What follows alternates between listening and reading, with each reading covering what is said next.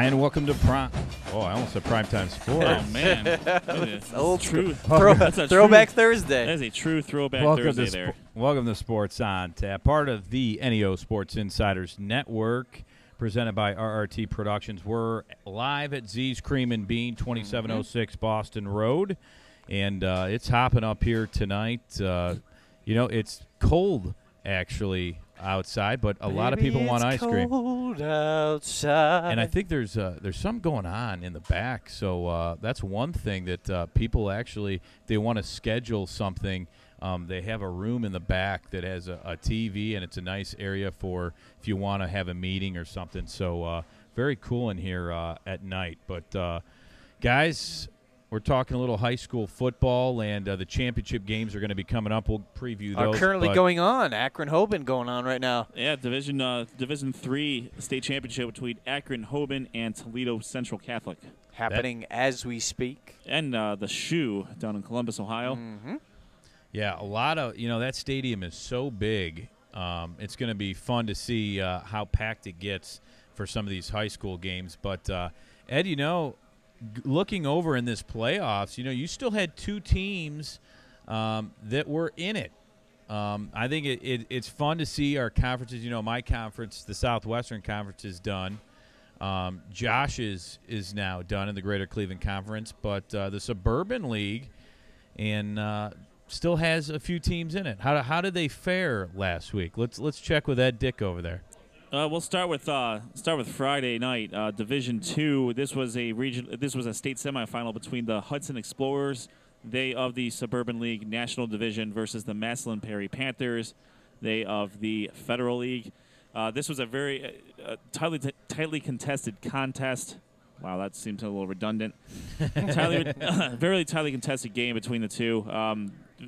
Hudson has really morphed themselves into a dominant defensive team. This week was no different. They were able to hold the very potent Massillon Panthers offense to just 200 yards. Unfortunately for the Explorers, they had just 186 of total offense. And when it got down to it, Hudson just made a couple more mistakes than Massillon Perry did. Massillon Perry got off to a quick start. They had a touchdown in the first, I believe, in the first quarter. They also kicked a field goal to start the fourth, put them up 10-0. Unfortunately, Jackson Parker, who has played pretty steady, he's more of I would say he's more of a game manager. He's very adaptive running the ball, but he can also make passes when he needs to. Unfortunately, he made two passes that got caught by Perry and in the fourth quarter, and really kind of set them back. He also had two fourth-quarter fumbles, both of which were covered by the Explorers, but that really put them in some bad spots when they're looking at second or third and long against a team like Massillon Perry. Now, they did get on the board with a touchdown late in the game with about 2 minutes left. However, they went for the onside kick and did not get it, and Massillon Perry was able to run the clock out. It ended up being 10-7. Massillon Perry defeats Hudson. One of the keys of the game I mentioned last week was a possible advantage for the Explorers was kicker Grant Gagne, the sophomore out of Hudson. Unfortunately, he missed a 44 and a 41-yard attempt and had a 39-yarder blocked in the fourth. Now, make no mistake, to ask a high schooler to make two 40-yard field goals, especially a sophomore, that's a pretty tall task. But Gagne has proven himself to be a very reliable and great kicker, so it made sense. It made sense for them to try it.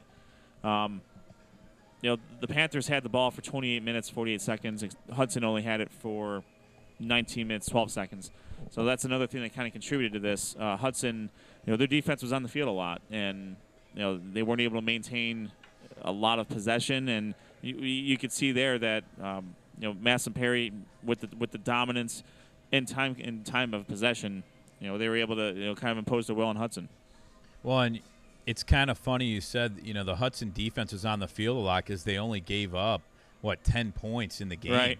I mean that's pretty impressive by that Hudson team. But give Massillon Perry credit. Their defense really held Hudson's offense down. I mean, only giving up 7 points to a Hudson offense. Hudson has been very successful all season long, and I thought they would be able to pull that one off, and that was actually on Sports Time Ohio.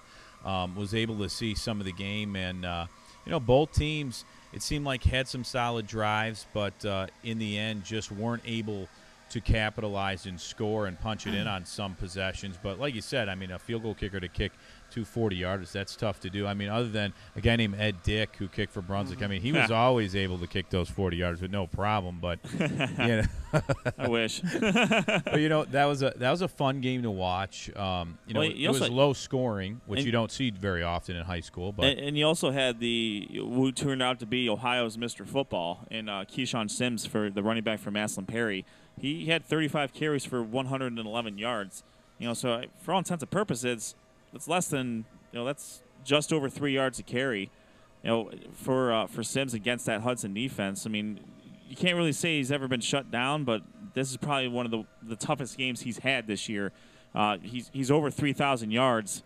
He had 40. I think he had 42, 43 touchdowns this year. So, that's just they played being able to play that well against that high octane of a player is a big credit to Hudson's defense. And I think if you ask Coach Wright if the team he has now would have gotten this far, obviously he's probably gonna, he'll probably tell us yes he did, but deep down you gotta be thinking, man, we've lost all of our offensive players last year.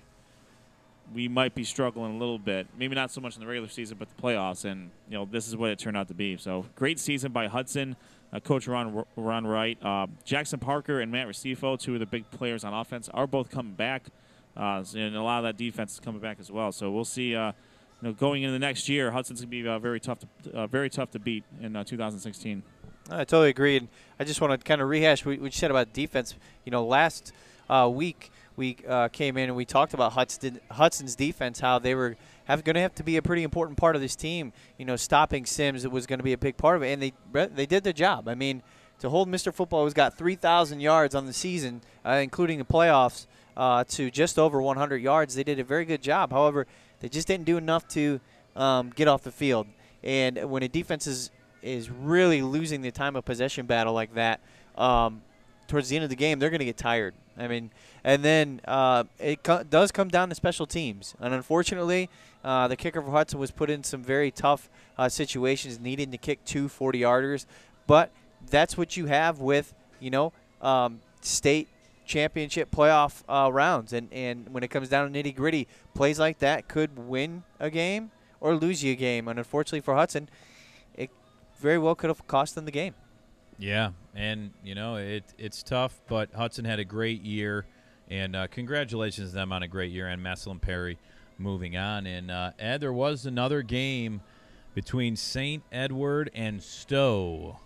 Yeah, this was this was a pretty interesting matchup going into it. You had a very obviously St. Ed's, the private school powerhouse. They played maybe 4 Ohio teams all year, and they've run pretty much roughshod over everybody in the playoffs, with the exception of all teams, Cleveland Heights. Yeah.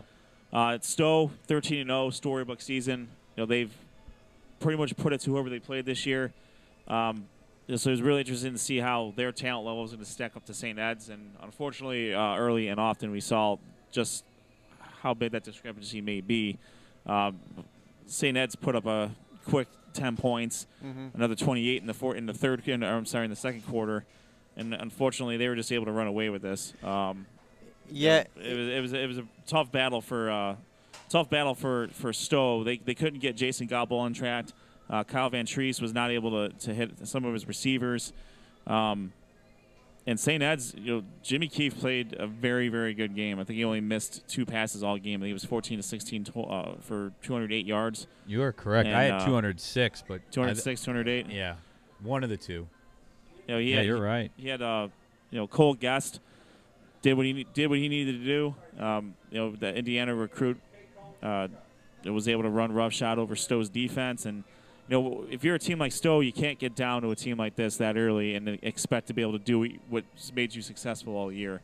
Unfortunately, you're not going to be able to come back on St. Ed's running your running back constantly, which to their credit they didn't try to do, but I mean, it's just, Stowe just wasn't able to match up, and a lot of public schools happen to run into that situation with them, and that's what happened. Yeah, I was noticing because I was following this game actually on Twitter, and when towards the final score happened, you saw St. Ed's was pulling away. It actually created somewhat of a debate on Twitter again, public versus private schools, and the the amount of fairness that there is with that, because like you said, Ed, St. Ed's is having trouble finding Ohio teams to play them. They have to travel a lot. And some would say that's not fair to them, that they do have to travel still being in school. But their level of talent on their team, you can see with this, definitely outweighs a lot of public schools out there. It's not to say that public schools can't beat those guys. It's been done for sure, but it hasn't been done in a playoff setting very much. I just thought it was interesting to see the debate actually increase because of this game. Yeah, you know what? I'm interested to know if Stowe would have won or ran away from St. Ed's with that game if there would have been a debate, because it always seems like when the Catholic or the private schools make it, that's when the debate comes, is when they make it to the championship game and they steamroll. So it's one that goes back and forth, and I think a lot of the athletic directors and Ohio High School Association, they talk about quite a bit. But looking at this game, going back to St. Edward and Stowe, Jimmy Keefe, like you said, he had 2 touchdown passes, and this is a St. Ed's team that primarily runs the ball, but they had a really balanced attack in this game. Yep. They led 38-0 at half, and Stowe tried for a field goal before half, but that was blocked. And they were up already 38-0, so not to say that had any change in the game at all, but Van Treese did throw a touchdown to Monty Board.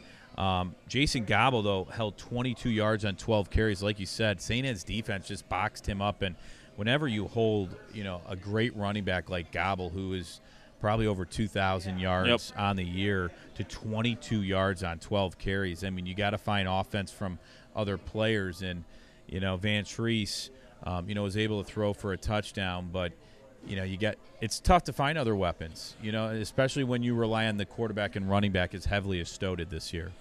Yeah, you're right, and you tend to press. I mean, at this point, if you can't get your all-state running back going, then if you're trying to find other ways to move the ball, then that's generally, if you're getting out of your comfort zone, which St. Ed's clearly not still out of that, it just puts them in a bad spot. And unfortunately for Stowe, they weren't able to climb out of it, and St. Ed's earns their way to another state championship game. This is a rematch of last year's championship, won by St. Ed's. They're going to play Huber Heights Wayne Saturday, I believe at 3 o'clock, if I'm not mistaken. Yes, 3 o'clock. Yep. Wayne defeated Cincinnati Coleraine 28-21 in their state semifinal. So we got a rematch here between St. Ed's and Huber Heights Wayne. And, this is actually the 3rd time they've played in the state championship. They also played in 2010, where the St. Ed's also won that game. That was a senior Braxton Miller-led Huber Heights Wayne team against Kevin Burke and the St. Ed's Eagles, which resulted in the Eagles' first state championship in football back in 2010. Yeah, and you look at Huber Heights, they're 14-0 on the season, and their quarterback, Messiah DeWeaver, has 2,754 yards. Now listen to these stats. 30 touchdowns to 2 interceptions on the year. They're more, it looks like, of a passing game. Fred Pitts is their running back. He has 789 yards and 12 touchdowns on the year. Actually, they're pretty balanced because they have 2 running backs. One in Daryl McCleskey.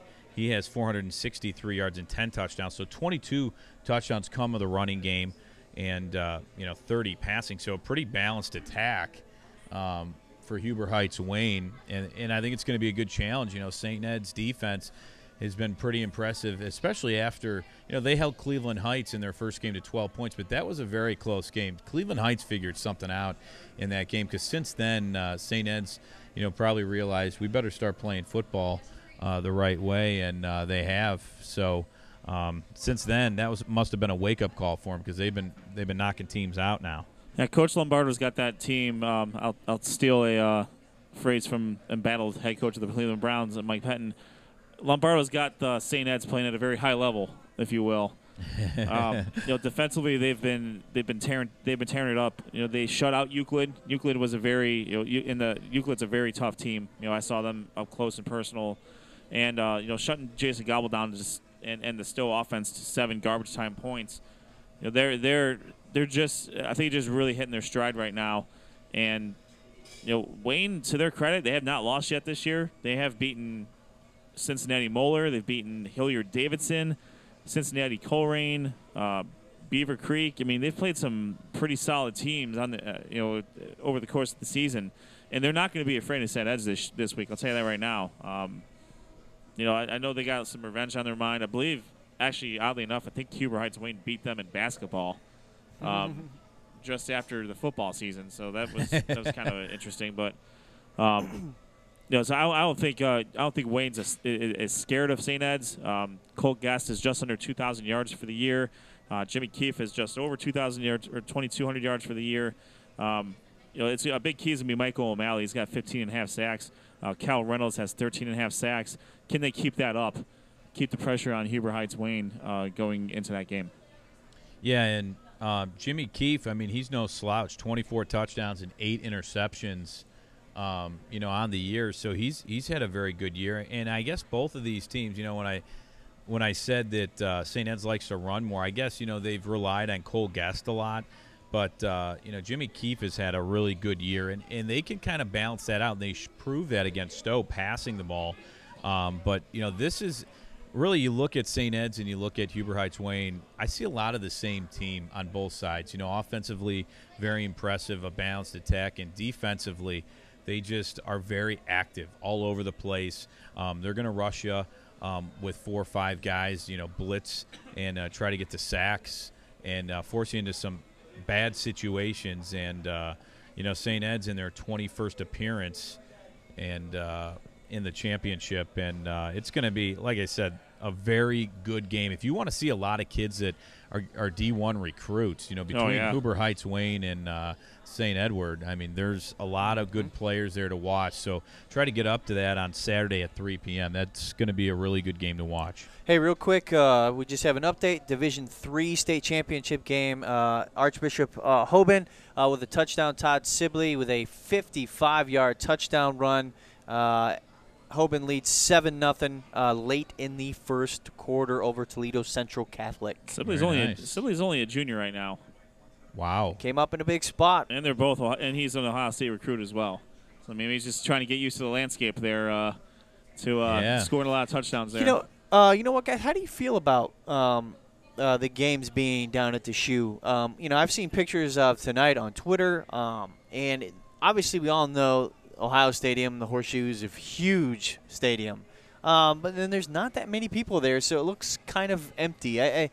Coming from Paul Brown Tiger Stadium in Massillon, Rob, you and I went there. We thought it was a great environment for football.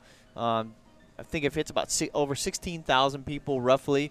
And then you go down to the Shoe with capacities over 100,000. How do you guys feel about it being down there? And honestly, I don't mind it being in Columbus. I just don't like it in that stadium because if you put the same 16,000 people in that stadium, it looks like specks against the wall. It's going to look like the First Energy Stadium January 3rd. You're exactly right. I mean, I know the Cincinnati teams love it because they're not driving 4 hours to get to a game. That's a good point. I mean, I think it's good to have it in the state. I know Urban Meyer likes having those games there because that's prime recruiting right there. I mean, it's recruiting without really recruiting. Yeah. But I just don't like the venue. If they could find a way to play it in Columbus Crew Stadium, which I don't think that will happen, especially with the Crew playing for the MLS Cup Championship starting this week. Cheap plug. Free Stadium. Anyways, I'm mistaken too. The championship games, were they at Finney Stadium? No, they were at Fawcett Stadium. Fawcett Stadium. In that's Canton. Yeah, Canton. Yeah. So I apologize. I was wrong on that. But that's a better atmosphere for it. They would be split between Paul Brown and Fawcett. Yes. Okay. And I think it is a better atmosphere for it. I mean, it's just the 16,000 people that come, they make more of a difference, I think, in that smaller setting. And it just looks better, really. Right. No, I would agree. It's sweet to watch games at the Shoe, but that can fit over 100,000. And when you have only maybe 10,000 in there, it just looks empty. And when you go to Massillon, I think it looks full. The atmosphere a little closer to the field. It's just a better overall feel. You get a lot of people. Although, like you said, for Cincinnati teams, they have to travel a little farther. But when you're traveling for a championship, I don't think it really matters where you travel to. You're going to have to travel no matter what. Another quick update, Rob. Danny Clark connects with Jonah Morris over the middle, 53-yard touchdown. PAT good. Hoban leads 14-0. 1:53 left in the first. Another Ohio State recruit there. Nice. Danny Clark. Well, nice. My God. I like what I'm seeing right now. Embarrassment of riches there. That's right. We're going to be wrapping it up here in our first segment, but we also have let's go over some of the games. There's Division 5 on Friday at 10 a.m. It's Coldwater at 14-0 versus Canton Central Catholic 10-3. Division 7 on Friday. That game's right after at 3 p.m. It's Fort Recovery at 12-2 versus Mogador 13-1. We have Division 2. This is Friday night at 8 p.m. It's Cincinnati LaSalle 12-2 versus Massillon Perry at 12-2. And then Division 6 is Saturday at 10 a.m. Maria Stein Marion Local versus Kirtland 13-1. Both teams 13-1 there. And then Division 1 on Saturday at 3 p.m. St. Edward 13-1 versus Huber Heights Wayne 14-0. And then Saturday 8 p.m. we have Steubenville 13-0 against Columbus Bishop Hartley at 10-3. And that's the last game there. So those are some of your championship games coming up, and should be fun to watch. Probably most of them will be on TV. We'll see on the radio. I think they'll all be on Sports Time Ohio. Sports Time Ohio, you are correct. Live. So check that out. We're going to step away, take a short break. When we come back, a very special guest in John Hunick, the Massillon, Washington offensive coordinator, will be coming up right here at Sports on Tap, live from Z's Cream and Bean in Hinckley, Ohio. Don't go anywhere.